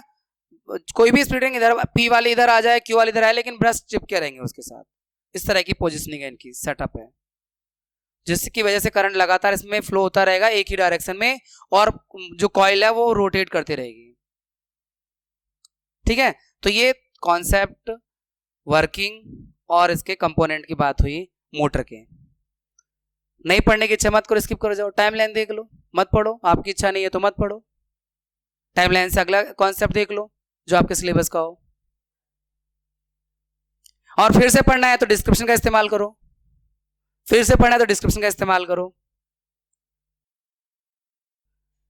ये सारी चीजें बता रखी हैं। Electric motor is rotating device that convert electrical energy to mechanical energy. Electric motor में जो बहुत सारे डिवाइसेस का इंपॉर्टेंट कंपोनेंट है, फैन में, रेफ्रिजरेटर में, मिक्सर में, वॉशिंग मशीन में, कंप्यूटर में, MP3 प्लेयर में, जहां भी रोटेशन का काम होता है। हाँ हाँ, कंप्रेशर होता है यार, आवाज आती है हर जगह है रोटेशन। आप वो जैसे AC में है उसी तरह का काम, उसी तरह काम है। तो ये आप बहुत इंपॉर्टेंट पार्ट हो गया मोटर, तो पता नहीं क्यों सिलेबस से निकाल रखा है। अब उसके बाद कम्यूटेटर क्या होता है, अभी मैंने आपको बताया था स्प्लिट रिंग है। कम्यूटेटर जो है, a device that reverses the direction of flow of current through a circuit is called commutator. In electric motor split ring as a commutator. मैंने बताया था आपको, स्प्लिट रिंग रोटेट करके उसके डायरेक्शन को मेंटेन रखती है। करंट ABCD DCBA, मतलब ये जो करंट यहाँ पे ये जो है करंट, ये स्प्लिट रिंग की वजह से करंट पहले ABCD जाएगा, फिर ये जब रोटेट होकर इधर आ जाएगा तो करंट DCBA हो जाएगा, क्योंकि DCBA की पोजीशन इधर बन जाएगी। DC वाला इधर आ जाएगा, BA वाला इधर आ जाएगा, तो DCBA की पोजीशन बन जाएगी। फिर तो करंट जाता रहेगा। ना ना ना, रियोस्टेट का क्या, रियोस्टेट तो अलग चीज है यार, क्या है, मतलब बिल्कुल डिस्कनेक्ट पॉइंट बात कर रहे हो। रियोस्टेट तो करंट को चेंज करता है, डायरेक्शन थोड़ा चेंज करता है by changing the, it changes the value of current without changing the voltage. तो ये यहाँ पे करंट की डायरेक्शन चेंज होने की बात हो रही है। हाँ हाँ, लेकिन DC जब इधर आ जाएगा तो इसका मतलब करंट DCBA हो जाएगा, इस तरह से DCBA। तो करंट ऐसे जाएगा, मतलब करंट वही रहता है, और ये स्प्लिट रिंग की वजह से होता है, इसलिए इसको कम्यूटेटर कहते हैं, स्प्लिट रिंग को। आगे कमर्शियल मोटर में क्या होता है, ये तो हम वैसे मोटर समझ रहे थे, उसका कॉन्सेप्ट समझ ले मोटर कर रहे थे। ऐसे मोटर बनेंगे थोड़ा ना, दो अलग अलग मैग्नेट रख के और वो कॉइल लगा के, इस तरह का सेटअप नहीं हो सकता। केवल उसकी वर्किंग को समझने के लिए उस तरह का डिजाइन था। कमर्शियल मोटर में इलेक्ट्रोमैग्नेट होती है परमानेंट मैग्नेट की जगह पर, और कॉइल में लार्ज नंबर ऑफ टर्न होते हैं जिससे उसकी पावर एनहेंस हो जाती है।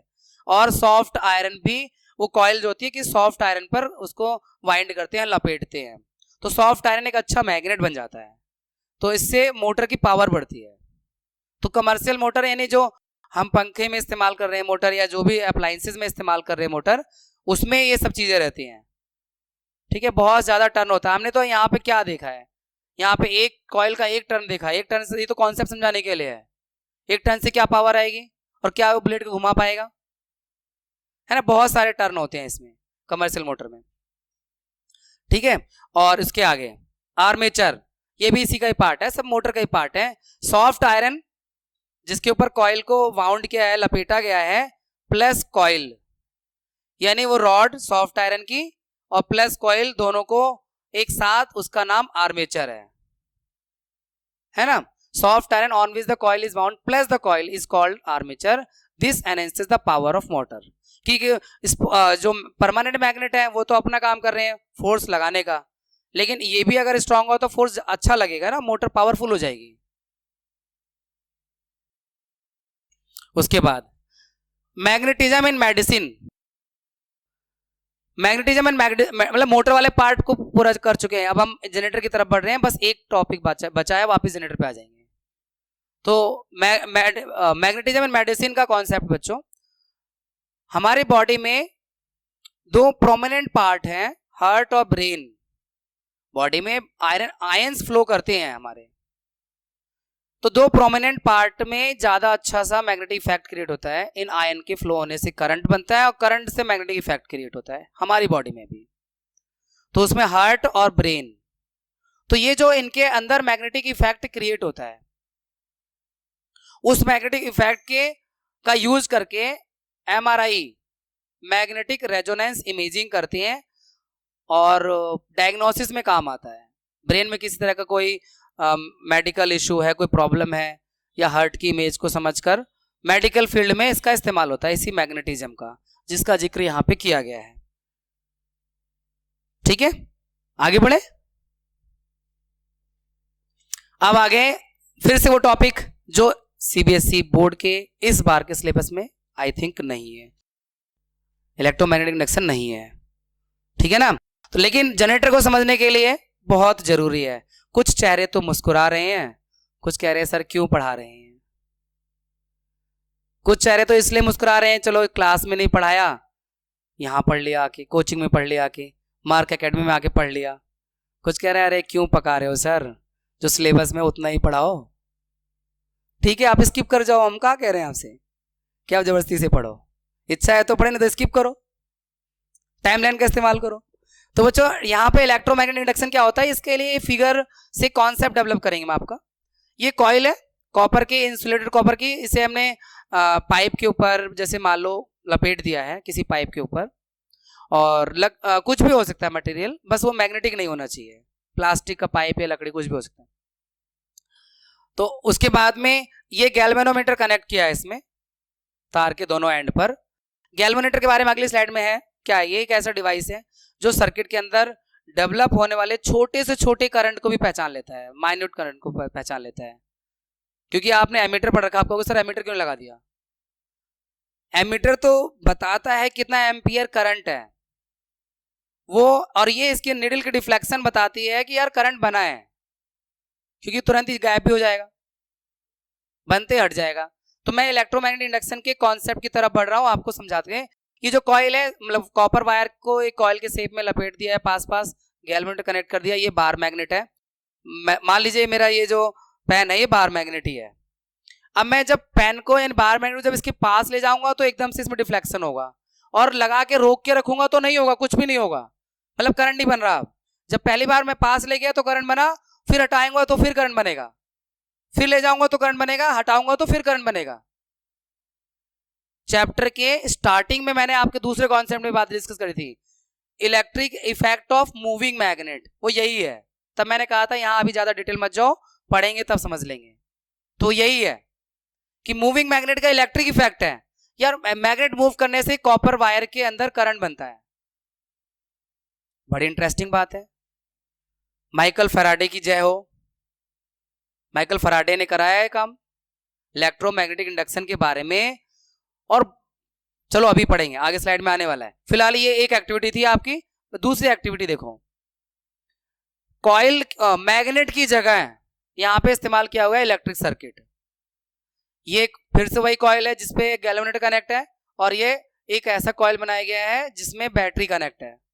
जैसे स्विच ऑफ करेंगे, सॉरी स्विच ऑन करेंगे, इसमें करंट डेवलप होगा, क्योंकि इस कॉइल के अराउंड एक मैग्नेटिक फील्ड बन रहा है।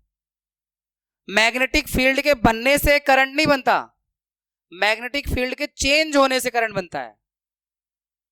क्योंकि इसीलिए मुझे मैग्नेट को ऐसे से करना पड़ रहा था कि ऐसे से करूंगा, मूव कराऊंगा तब करंट बनेगा, लगा के रखूंगा तो नहीं बनेगा करंट। तो चेंजिंग मैग्नेटिक फील्ड की वजह से इसमें करंट इंड्यूस होगा, इसी को इलेक्ट्रोमैग्नेटिक इंडक्शन कहते हैं।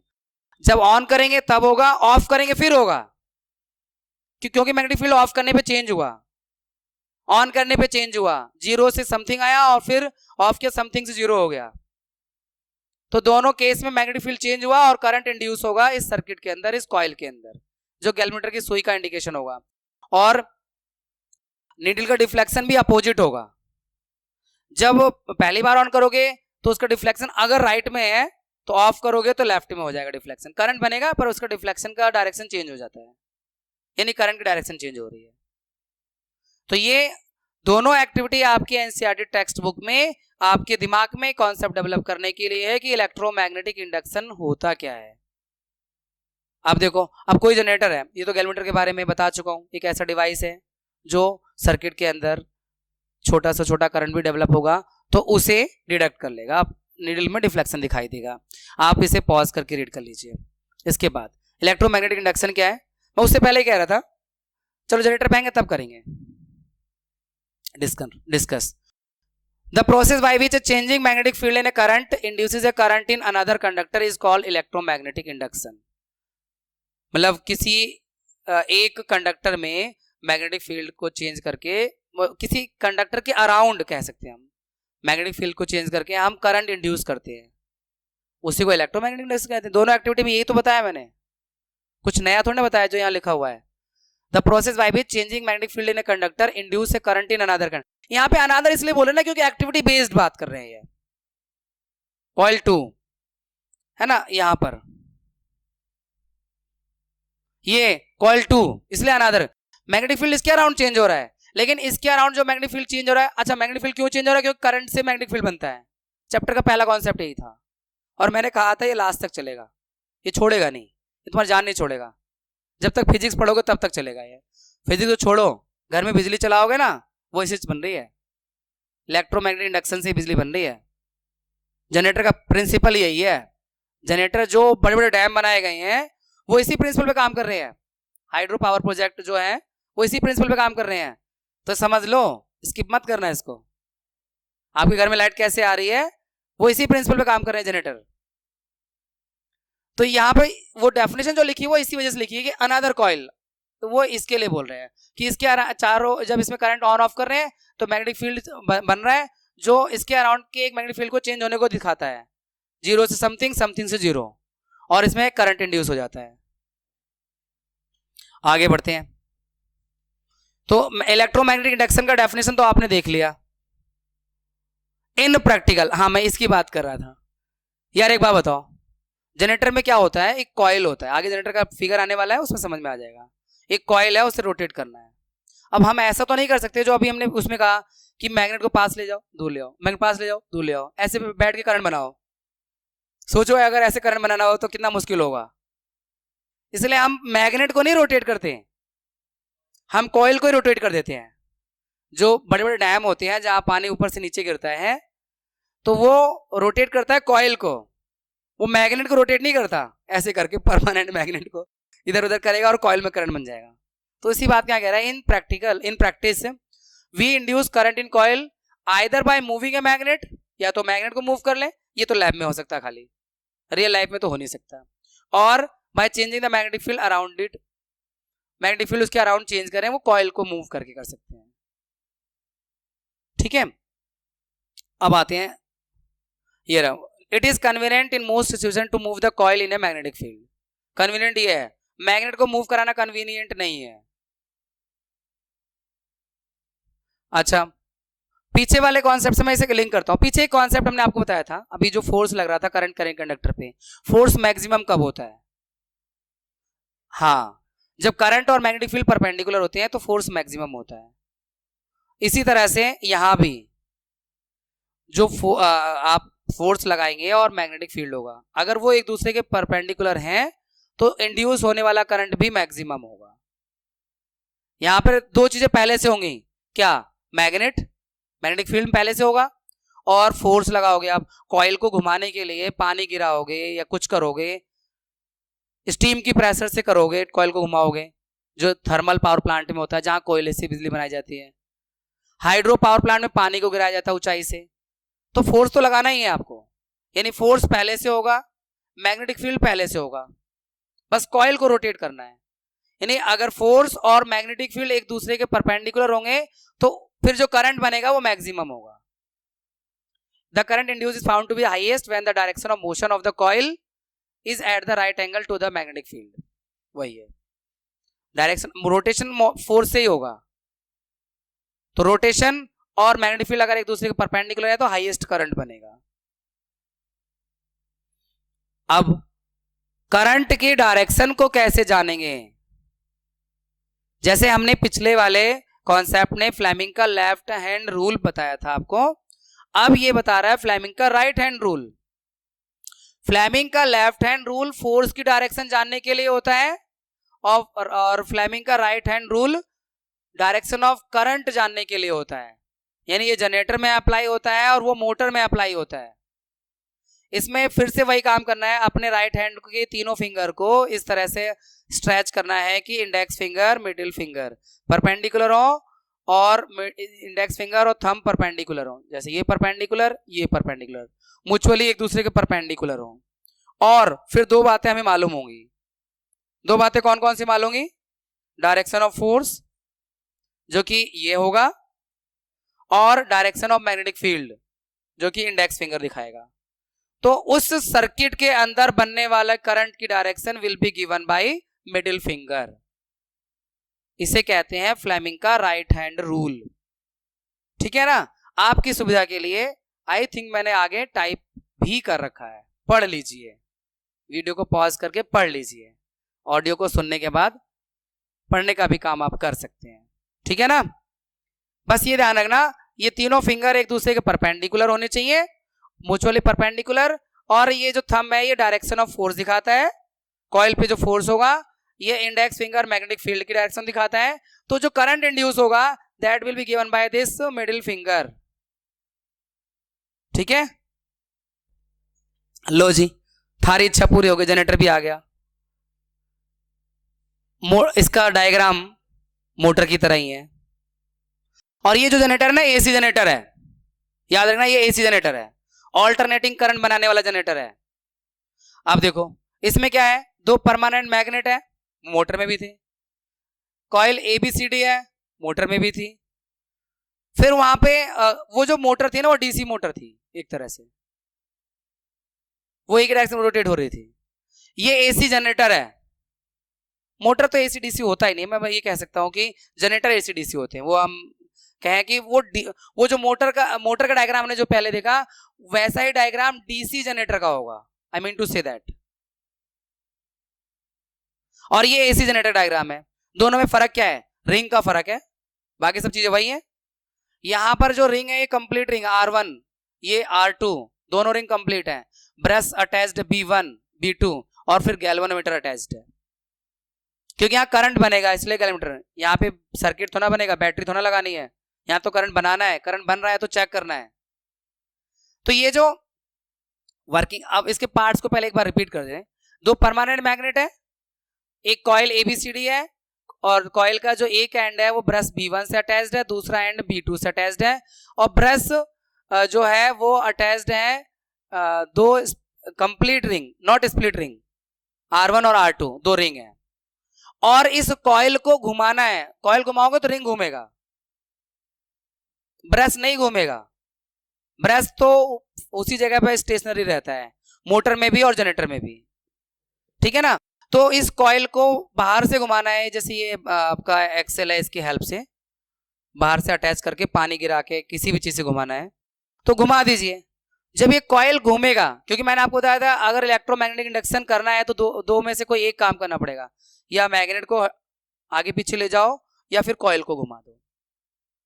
तो कन्वीनियंट होगा कॉइल को घुमाना, क्योंकि मैग्नेट में दो अलग अलग मैग्नेट है, दो अलग अलग पार्ट को घुमाने के लिए दो मोटर लगानी पड़ेंगी। अब बिजली लगा के बिजली बना रहे हो तो कौन सी बुद्धिमानी है ना? इसलिए हमें कॉइल को ही घुमाना पड़ेगा, और उसके लिए हम लोग पानी से, स्टीम से घुमा लेते हैं। हाँ जी, तो हमें किस कॉइल को घुमाना है?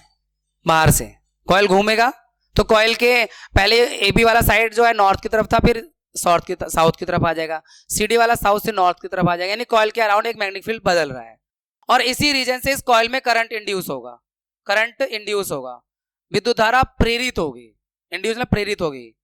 जैसे भगवान वो होते हैं ना, अवतार लेते हैं, भगवान का जन्म नहीं होता, भगवान धरती पे अवतार लेते हैं। कौन उनको जन्म दे सकता है? हमने कहीं भी रामायण देखी है तो, या महाभारत देखी है तो भगवान जी को केवल उनके जो पिताजी हैं वो केवल नाम मात्र हैं, वो तो अवतार लेके आते हैं भगवान तो बालक रूप में। ऐसे ही यहाँ पे करंट कहीं कोई बना नहीं रहा, इंड्यूस हो रहा है ऑटोमेटिक। तो ये जो करंट इंड्यूस हो रहा है ये इलेक्ट्रोमैग्नेटिक इंडक्शन के कॉन्सेप्ट से हो रहा है, जो हम बता चुके हैं आपको। अब इसमें ये रिंग के जो वर्किंग है वो समझ लो, ये काफी इंपॉर्टेंट है। ये जो रिंग है कंप्लीट रिंग है, आर पहले जब करंट बनेगा, जब ये फ्लेमिंग का राइट हैंड रूल लगाएंगे तो करंट की डायरेक्शन मालूम चलेगी। मान लीजिए हम इस कॉइल को ऊपर की तरफ फोर्स लगाते हैं, यानी ए बी वाला ऊपर जाएगा और सी डी वाला नीचे जाएगा, ऐसा मान लेते हैं, क्योंकि रोटेशन तो हमारे हाथ में है, किधर कराना है रोटेशन। तो फ्लेमिंग का अगर राइट हैंड रूल लगाए हम, तो देखो फोर्स की डायरेक्शन हम ऊपर की तरफ रख रहे हैं और मैग्नेटिक फील्ड जो है वो या नॉर्थ से साउथ शो कर रही है। तो ये जो मिडिल फिंगर है ऊपर की तरफ जा रही है, यानी जो करंट की डायरेक्शन बनेगी वो ऐसे बनेगी, और यहां पे जो करंट ऐसे आएगा, ठीक है ना, ए बी फिर सी डी। तो करंट जो आएगा वो इधर आएगा B2 से B1। सर्किट में जो करंट आ रहा है वो B2 से B1 आ रहा है, देखना B2 से B1 पहले, ये हाफ साइकिल में। अगले हाफ में क्या होगा आप ये देखो, अगले हाफ में ये जो कॉइल है वो CD वाला पार्ट इधर आ जाएगा, DC लिख दो, DC BA। नेक्स्ट हाफ में इधर आ जाएगा। अब जब ये CD ऊपर जाएगा तो करंट इस बार क्या होगा, इस बार करंट फिर से CD से BA की तरफ बनेगा। तो इस बार रिंग के साथ फिक्स्ड है, तो इस बार जो करंट आएगा वो B1 टू B2 आएगा। इसीलिए तो इसे हम AC जनरेटर कह रहे हैं, ऑल्टरनेटिंग करंट बना रहा है। पहले हाफ में करंट की डायरेक्शन B2 से B1 है। अब यहां पे अगर मुझे यही समझाना है तो 2 बार डायग्राम बनाना पड़ेगा और बस ABCD को बदलना है, और इस ब्रश को यहां B1 नाम दे देंगे, B2 नाम दे देंगे। मतलब ये ऊपर रहेगा, मतलब B2 यहां नहीं आ जाएगा, ऊपर जाएगा और ये नीचे जाएगा AB, तो करंट B1 से B2 की तरफ जाएगा, इसलिए यहां लिखा हुआ मैंने करंट B1 से B2 की तरफ जाएगा। तो हाफ रोटेशन के बाद करंट की डायरेक्शन चेंज हो जाएगी, इसी को हम AC जनरेटर कहते हैं। और DC जनरेटर में क्या होगा, बिल्कुल मोटर वाला डिजाइन हो जाएगा। वापस आते हैं मोटर पर और इसको कंप्लीट करते हैं कॉन्सेप्ट को।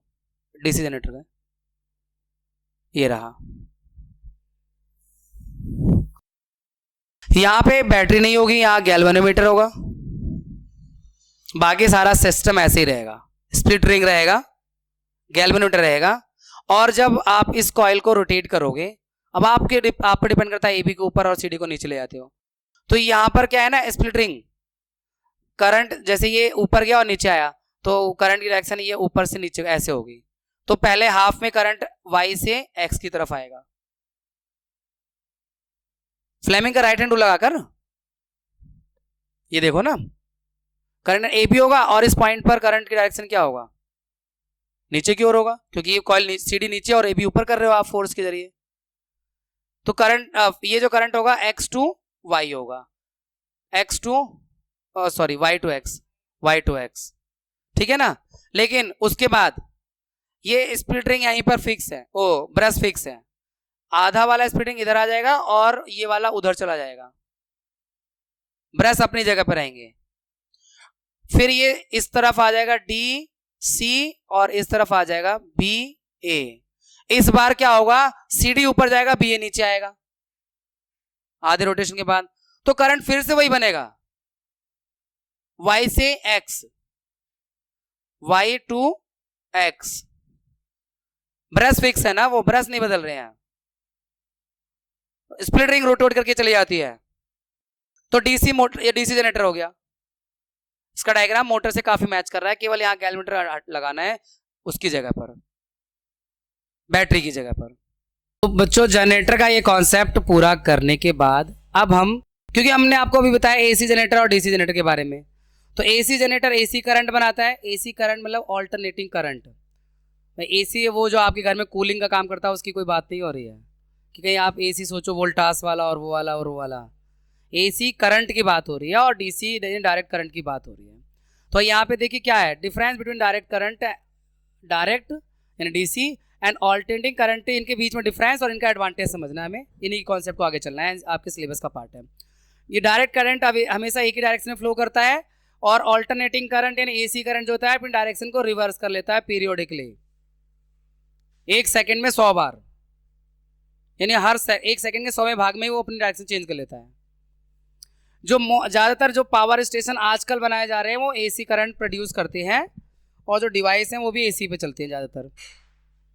इंडिया में जो एसी है वो अपनी डायरेक्शन को 1/100 सेकंड पे चेंज कर लेती है, इसलिए उसकी फ्रिक्वेंसी 50 हर्ट्ज है, ठीक है। और सब जो एसी का डीसी के ऊपर एडवांटेज है वो यही है कि इसका जो इलेक्ट्रिक पावर का जो ट्रांसमिशन है लॉन्ग डिस्टेंसेस पे विदाउट मच लॉस, बिना ज़्यादा लॉस किए ट्रांसमिशन आसान होता है एसी का, क्योंकि डीसी के जरिए जब ट्रांसमिशन होगा तो उसमें इलेक्ट्रिसिटी का लॉस होता है कि वो एक ही डायरेक्शन चलता है, वो गर्म करता है वायर को, तो उसमें एसी का लॉस होगा, ठीक है।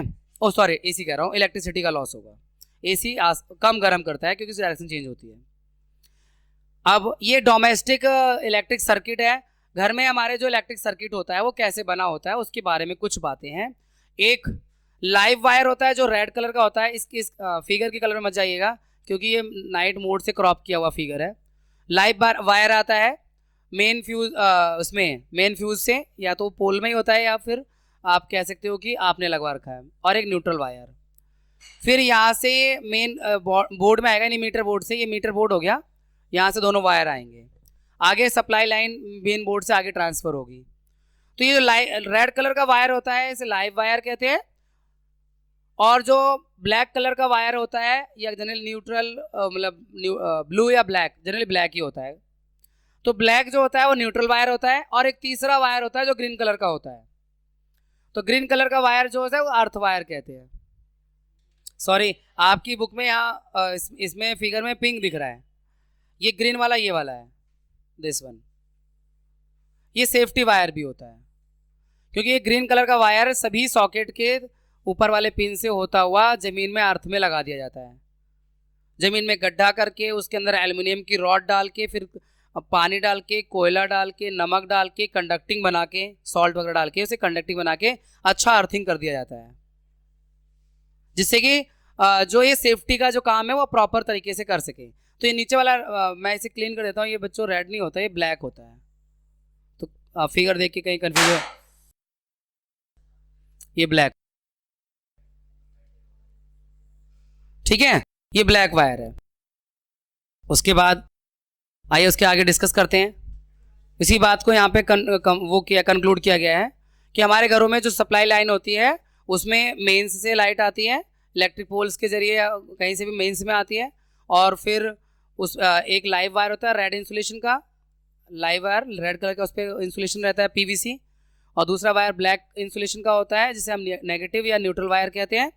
हमारे घर में जो इलेक्ट्रिसिटी की सप्लाई होती है उसमें पोटेंशियल डिफरेंस 220 वोल्ट का होता है जनरली, डोमेस्टिक सप्लाई।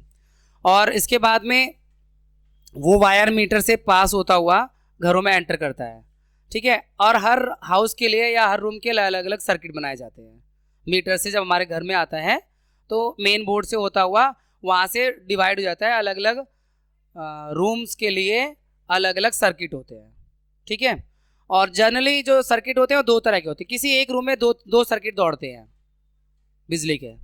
एक जो 15 एम्पियर वाला होता है जो हैवी डिवाइसेस को चलाने के लिए, फ्रिज एसी को चलाने के लिए, फ्रिज को चलाने के लिए, गीजर को चलाने के लिए 15 एम्पियर वाला एक सर्किट चलता है, और दूसरा 5 एम्पियर वाला या 6 एम्पियर वाला सर्किट चलता है, जिसमें पंखे को, टीवी को चलाने के लिए, हल्के फुल्के डिवाइस चलाने के लिए, फैन, बल्ब, पंखे, टीवी, ये सब, ठीक है। और इसमें खास बात ये होती है कि ये इनमें जो इलेक्ट्रिक पोटेंशियल डिफरेंस होता है, क्योंकि पैरेलल कॉम्बिनेशन होता है, तो दोनों ही सर्किट को, चाहे 15 एम्पियर वाला हो चाहे 5 एम्पियर वाला हो, सेम पोटेंशियल डिफरेंस मिलता है, पैरेलल कॉम्बिनेशन होता है। इसलिए पैरेलल कॉम्बिनेशन क्या होता है ये इलेक्ट्रिसिटी वाले चैप्टर में, चैप्टर 12 में आपने पढ़ रखा है।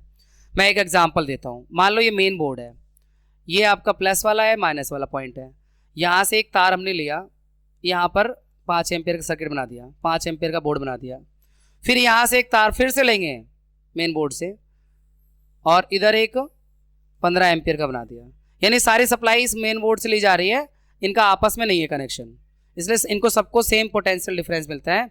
इस तरह के कनेक्शन को पैरेलल कॉम्बिनेशन कहते हैं। आपने वो चैप्टर में देखा हुआ ना ये वाला, ये पैरेलल कॉम्बिनेशन होता है रेजिस्टेंस का, ये बैटरी से कनेक्ट होते हैं।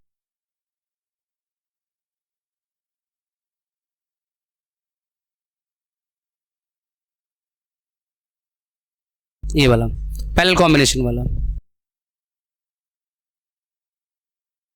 अब अर्थ वायर के बारे में मैंने आपको बता ही दिया है। तो अर्थ वायर के बारे में मैंने बता रखा है, ये ग्रीन कलर का होता है और जो मेटल की बॉडीज वाले इलेक्ट्रिकल अप्लायंसेस होते हैं, फ्रिज में मेटल की बॉडी होती है, इलेक्ट्रिक आयरन में मेटल की बॉडी होती है, गीजर में मेटल की बॉडी होती है। तो इनको यूज़ करने वाले को कोई तगड़ा इलेक्ट्रिकल शॉक ना लगे, इसीलिए अगर कभी शॉर्ट सर्किट हो रहा है और उस डिवाइस में कोई प्रॉब्लम आ रही है और करंट उसकी पूरी बॉडी में आ गया, फ्रिज की पूरी बॉडी में आ गया, तो वो करंट अर्थ वायर के जरिए ज़मीन तक पहुंच जाता है।